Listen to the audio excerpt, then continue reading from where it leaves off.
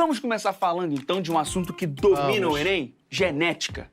O que o aluno precisa saber para mandar bem na prova? Primeiro, não se assustar, ele ter calma, né? Genética é uma disciplina que assusta muito a gente, porque ela pode ser molecular, ligada àquela questão de DNA, RNA, proteína, ou pode ser clássica, ligada àquela questão do Mendel, das ervilhas, né? Você tem que ter uma boa base de química para responder a parte molecular e saber probabilidade lá da matemática para poder responder as questões ligadas a Mendel mais, né? E ter calma, com certeza, saber interpretar as questões e dá tudo certo. É isso aí. Professor, vamos ver uma questão então? Vamos lá. Renatinho, solta a questão. Vamos dar uma olhada nessa questão. Um importante princípio da biologia relacionado à transmissão de caracteres e à embriogênese humana foi quebrado com a descoberta do microquimerismo fetal. Microquimerismo é o nome dado ao fenômeno biológico referente a uma pequena população de células ou DNA presente em um indivíduo, mas derivada de um organismo geneticamente distinto. Investigando-se a presença do cromossomo Y, foi revelado que diversos tecidos de mulheres continham células masculinas. A análise do histórico médico revelou uma correlação extremamente curiosa. Apenas as mulheres que antes tiveram filhos homens apresentaram microquimerismo masculino. Essa correlação levou à interpretação de que existe uma troca natural entre células do feto e maternas durante a gravidez. Então, olha que loucura, gente. A mamãe grávida recebe células do feto durante a gravidez e vice-versa. Então, você já sabia que pela placenta passavam nutrientes, oxigênio, gás carbônico, excretas, mas passam também células.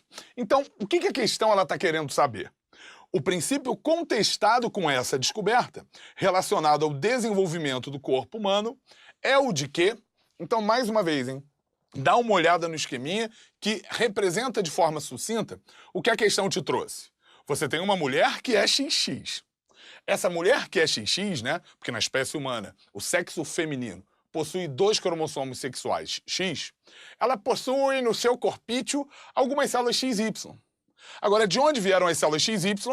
Do seu filho homem, porque todas as mulheres que têm células com cromossomo Y já tinham tido previamente filhos homens. Então, olha que louco. Você tem uma célula que recebeu da mamãe, a mamãe tem uma célula que recebeu do filhinho. Qual é o princípio biológico que está sendo, relacionado a essa questão? A letra A. O fenótipo das nossas células pode mudar por influência do meio ambiente. Isso é verdade? O meio ambiente ele influencia no fenótipo? Lógico que sim. Por exemplo, quando você envelhece, a gente não fica todo enrugado, parecendo um maracujá. Sim, o meio ambiente ele influencia na expressão da característica. Outra coisa, gente, você pega sol, você fica mais moreno, é o meio ambiente influenciando. Isso é verdade, Oda? É, eu vou marcar a letra A, não. Porque isso não tem a ver com a questão em si. Esse princípio biológico não está sendo questionado pelas informações do enunciado. Tem que ficar atento. Vamos para a letra B.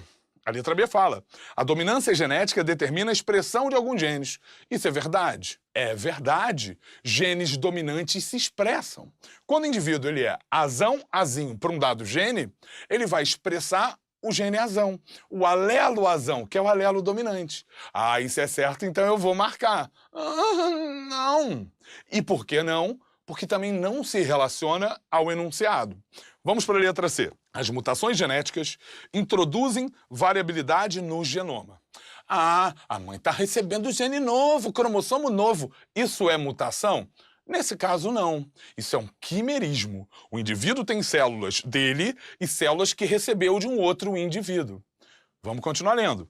A letra D. As mitocôndrias e o seu DNA provêm do gameta materno. Isso também é verdade. É o que a gente chama de teoria da Eva mitocondrial. Quando o espermatozoide vai nadando e fecunda no óvulo, usualmente as mitocôndrias paternas ficam de fora. Ah, então o DNA mitocondrial vem sempre da mamãe? Sim, é a teoria da Eva mitocondrial. Mas isso também não se refere ao X e ao Y. E olha a letra E, então. As nossas células corporais provêm de um único zigoto.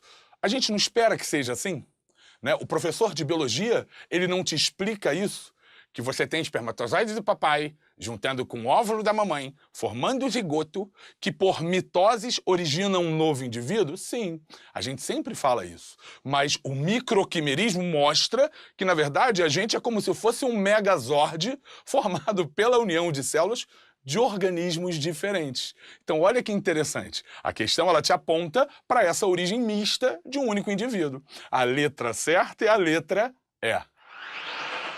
Muito obrigado, professor. Então, essa troca de células entre a mãe e o filho durante a gravidez é uma descoberta recente? Olha, Lange, ela é relativamente recente, sim. A gente já sabia que existia na espécie humana, em outras espécies, esse quimerismo. Mas esse microquimerismo ligado ao feto e à mãe, essa troca que existe, a gente não sabia. Não tem muito tempo, não. É novo. O professor falou também em mitose em todo esse processo. Explica mais pra gente. Claro, olha, a mitose ela é um tipo de divisão celular, tá? Nós temos a mitose e temos a meiose. A mitose ocorre em células que a gente chama de somáticas, que são células do corpo que não estão ligadas à nossa reprodução. A mitose existe para poder repor células que morrem ao longo do tempo, né? Ou para permitir que os organismos multicelulares eles possam crescer também de tamanho, né? Entendi. E o que o aluno precisa saber para acertar essa questão, marcar a alternativa certa? Então, ele precisa dialogar, né, na sua resposta com o que é pedido no enunciado. Como a gente pode ver, existiam várias respostas corretas, né? Ele poderia, se ele fizesse uma leitura rápida, sair marcando qualquer uma que ele achasse certa, ele erraria a questão. Então ele tem que responder aquilo que é pedido, ele tem que ler o enunciado, tem que ler o texto e responder aquilo que a questão pergunta para ele. Professor, se eu quiser aprender mais, você tem uma fonte, tem um lugar que a gente pode pesquisar? Olha, Alan, os livros didáticos, eles costumam ter esse conteúdo, tá? É porque ele é certo de cair nos exames de vestibulares e no Enem também. Mas ele é um conteúdo muito difícil, né, de você conseguir visualizar, porque ele relaciona com a célula, com a reprodução. Então você pode procurar vídeos no YouTube, que tem diversos, de muita qualidade, tem 3D, e documentários também científicos, que são muito interessantes sobre esse assunto.